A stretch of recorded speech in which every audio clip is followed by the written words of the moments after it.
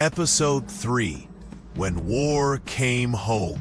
Civilians, Collapse, and the Cost of World War I. When the Great War erupted in 1914, it was hailed as a noble cause, a quick, decisive conflict that would restore order to Europe.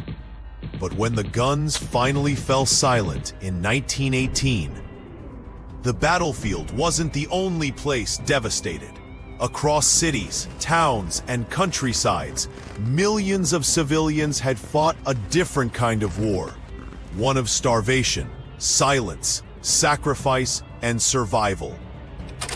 In this episode, we turn our focus away from the trenches and onto the homes, factories, and streets where everyday people endured a global catastrophe. This is the untold story of what happened when the war came home. Civilians in the crossfire.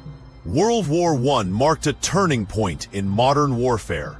It was the first truly total war, where entire populations were mobilized, not just armies.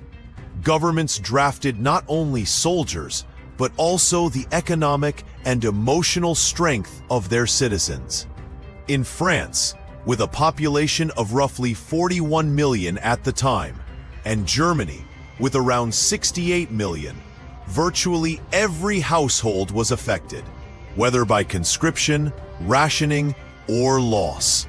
In Germany, by 1916, Allied naval blockades had created such severe shortages that the winter of 1916 to 1917 became known as the turnip winter, a period where turnips, typically used as animal feed, became the main food source for millions.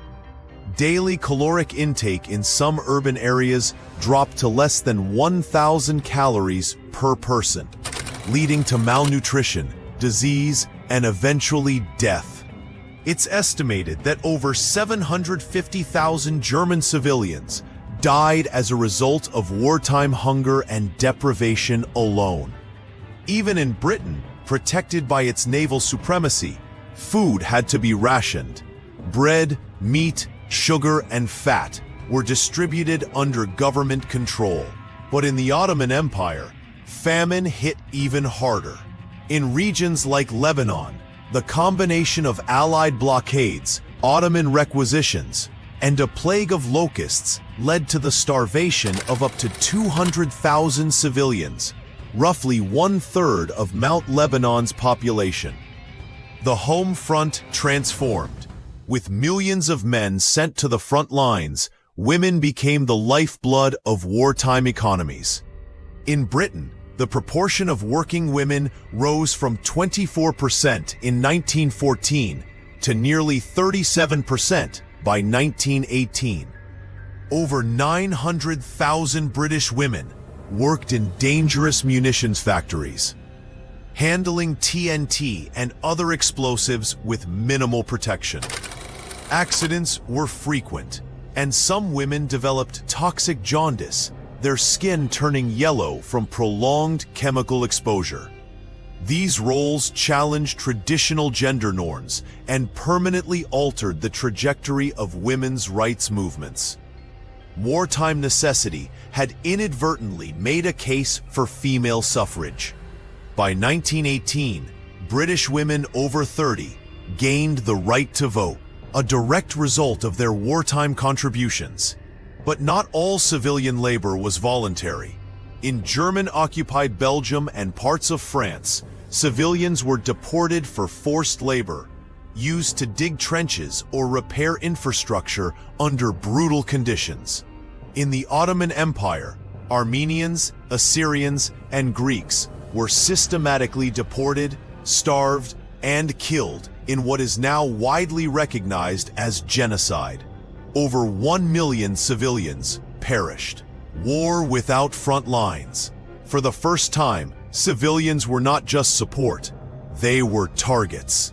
German Zeppelin raids and later fixed-wing bombers dropped explosives on British cities like London and Scarborough, killing over 500 civilians and bringing the terror of war to people's doorsteps. Meanwhile, in Eastern Europe, the rapidly shifting front lines forced millions of civilians to flee, especially in regions like Galatia, Poland, and the Balkans.